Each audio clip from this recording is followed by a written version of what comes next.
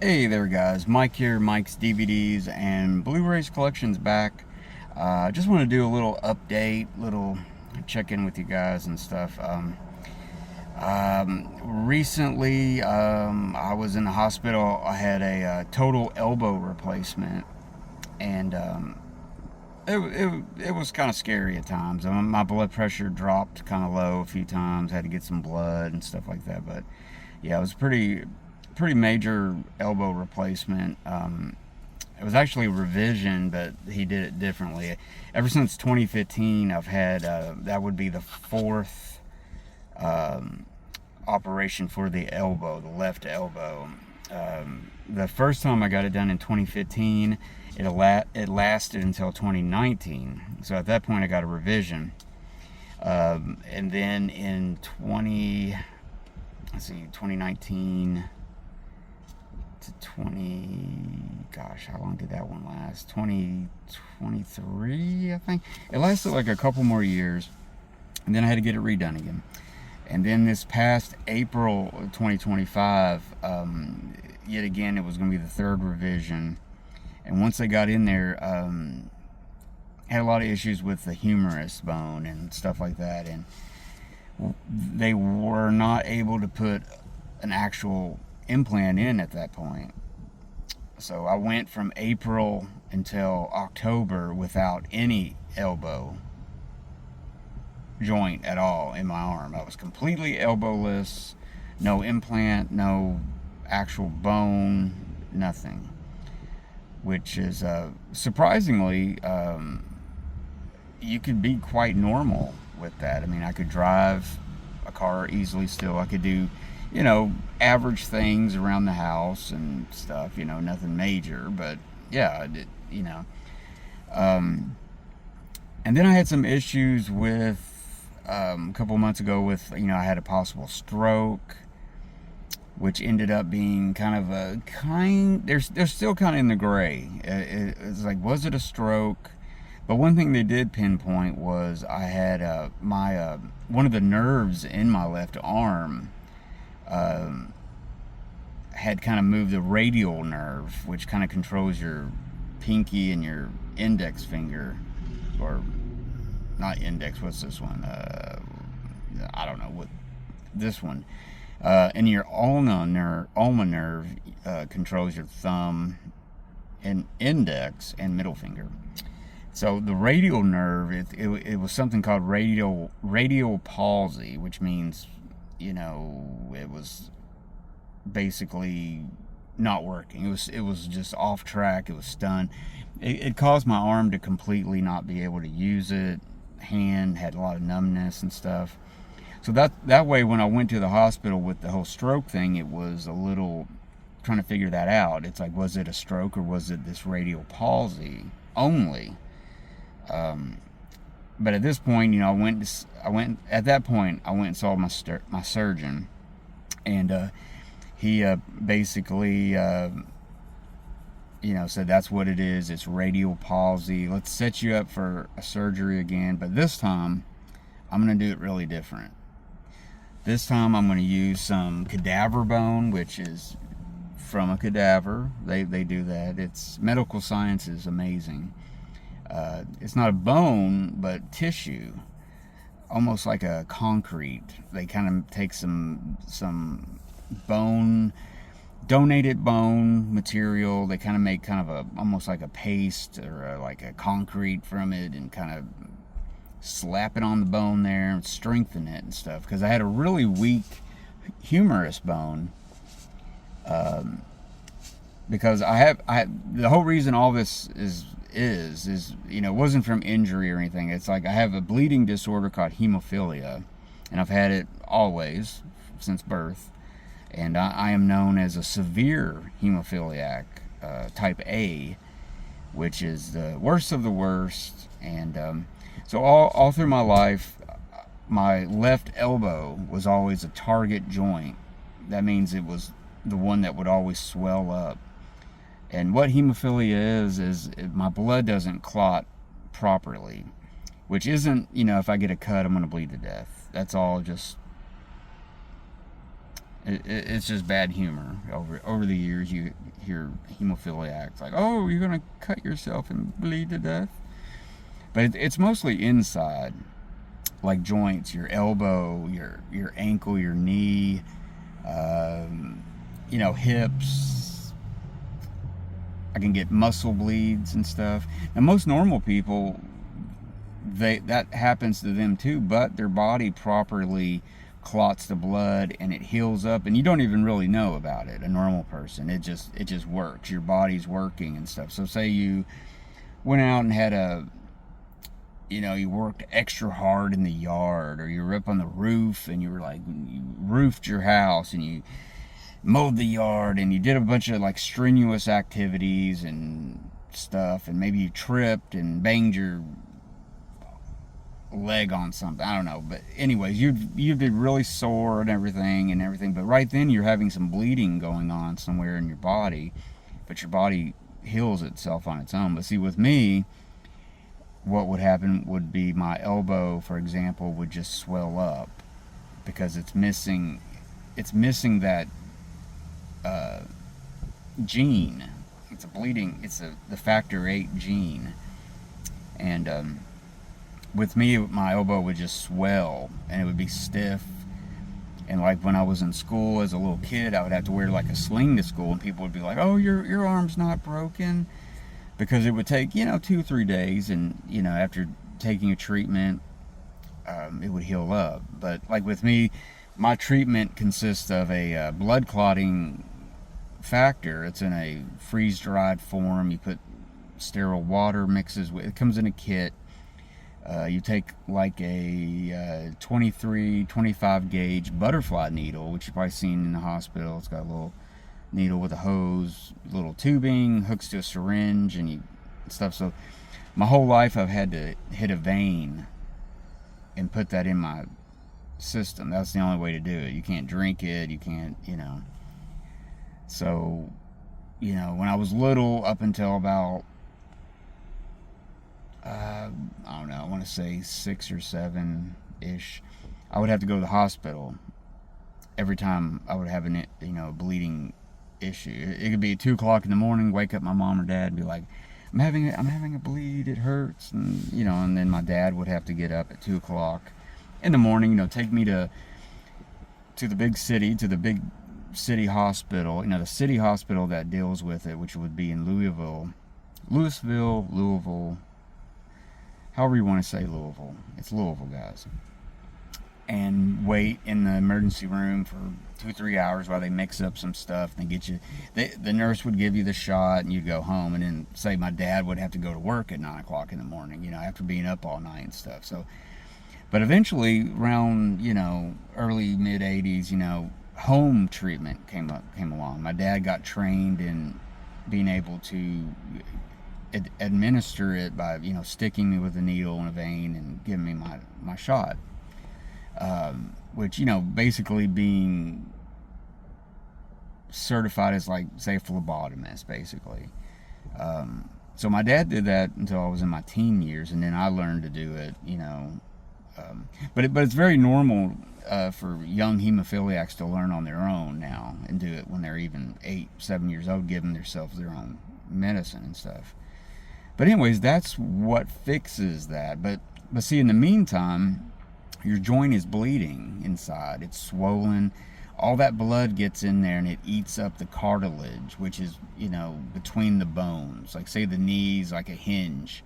In between it's got, the cartilage and fluids and stuff. But that blood, while your knee, for example, is as big as a balloon, swollen, it's creeping into that bone and that cartilage, and it starts eating it away.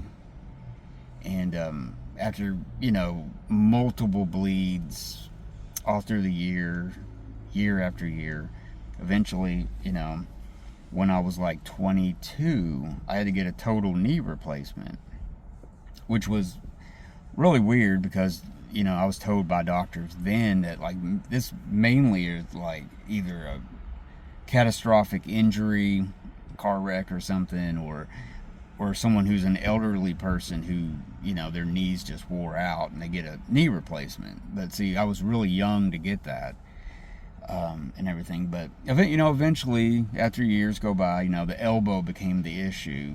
It was time to replace the elbow and stuff. But growing up with all those injuries to the elbow, it was a lot weaker and smaller than the right arm. And it's weird that the left arm was a target joint and not the right arm, because I'm right-handed. It's just weird like that. So it was a lot weaker. The bone was smaller, weaker, and stuff like that. So later on, in my mid to late 30s, when I was getting an elbow replacement, they have to put that elbow replacement into the humerus, into the bone, and stuff. And it was a smaller bone. So basically, all these implants, all these operations ended up failing because of the weakness of the bone and stuff. So fast forward to 2025, and I got a great surgeon, and he came up with something. So this time, what he did is amazing. It's just amazing. He kind of did a combination of the stem implant joint, which gives me that hinge so it can bend. But on the outside, he's got basically, allograft, the cadaver bone, used a lot of it. Basically, I got a bunch of screws. I got some rods on the outside of the bone, inside my arm. Lots of screws, and it's pretty wild and everything. So hopefully, fingers crossed, that this will work this time, and everything, and lead a normal life. But a couple years ago, I had my shoulder replaced on my left arm. I mean, my right arm, because I'm right-handed. So that's from just overcompensating, using my right arm a lot, and it's worn my shoulder out. So I've already had a revision on my shoulder, and now it looks like I'm going to have to go back in and talk to my different surgeon about possibly redoing the shoulder yet again. Previously, in February of this year, 2025, he redid it because a titanium screw broke in my shoulder. Now, you ask yourself, how does that happen? How do you break a titanium screw? Which is still a mystery. Nobody could really figure it out. I guess it's just poor design, medical, just equipment malfunction, whatever. But anyways, they went back in February, put a new one in. But ever since, I've had just really bad pain. I mean, bad pain in my shoulder, and it keeps me up at night. A lot of times I can't lay flat in the bed and sleep normally. I end up just sitting up on the couch and kind of just, falling asleep, getting comfortable, But I'm hoping, if he does have to do the surgery again, which is really all there is left, that's the only option really, or deal with the bad pain, and I can take pain, guys. I mean, I've had to deal with really bad pain. I mean, when your elbow swells up like a balloon in your knee and your ankle and stuff, and you can't walk, and it's very painful. So even as a small child, I mean, it would be bad. And back in the 80s, 70s, whatever, they didn't give little kids pain meds or shoot them up with some morphine or something. You basically had to take some Tylenol and kind of grin and bear it, basically. But I went through a lot of pain. So my pain threshold is insane.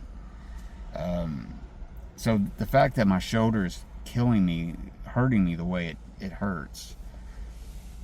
And I mean, I consider myself someone who can take pain, and I'm not the faint at heart, and I'm not, but so that's kind of what, I'm going to be 50 years old next year in 2026, and my body is just worn out, joints are worn out and stuff like that. So it's painful. I mean, that's what, you know, the end game on hemophilia is.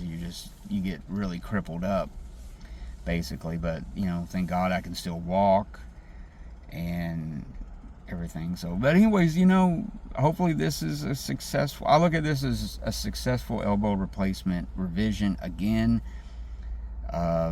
And hopefully looking forward to the shoulder, dealing with that this next year, or maybe sooner, who knows. Hopefully it's going to be good, so that, you know, I can just be comfortable. You know, I can be a little more comfortable in life and stuff. And, you know, and I know this is a movie channel and I talk about movies and stuff a lot, but movies and music and stuff has gotten me through life, you know, has made life manageable, you know. That's why I'm such a movie fan. I'd be a lot of days I'd be posted up on the couch, you know, maybe, you know, had to stay home from school, keep ice on the whatever all day, and pretty much just watching some TV, and I discovered old movies and stuff and became a movie fanatic and everything. But, you know, it is my escape. You know, it makes, you know, those hours at home manageable and stuff, you know, and everything. That's why I've become such a great movie fan and everything. I just did a lot of reading, a lot of movie watching back in the pre-internet days and everything like that. But yeah, it all works together. Thank God for movies. Thank God for music and everything. But I just wanted to touch base with you guys and kind of, because I know some of you all, you know, maybe if you're friends with me on Facebook and you've seen some of the posts and you're kind of like, what is going on? I mean, what is wrong with him? Did he get in a car wreck? Why is he in the hospital again? But I just want to fill you in on it. Plus, you know, I'm talking about it. It gets stuff off my chest. I can't talk to everyone about it. And some of y'all probably turned off the video way earlier. Some of you might still be watching it and you're kind of interested and curious and stuff. Now, I know everyone in life and on this earth has some kind of medical thing that they've had to deal with. Some small, some large, some huge, and, you know, they've had to deal with different medical conditions and stuff. And it's one of the it's a rare disease. Hemophilia is a rare disease. It was known as the royal disease because Queen Elizabeth was a carrier for hemophilia and stuff. And then it has that whole Russian connection with, was it Prince Alexei and Rasputin? Rasputin was trying to heal the little boy when he would have those bleeds as a little kid back in the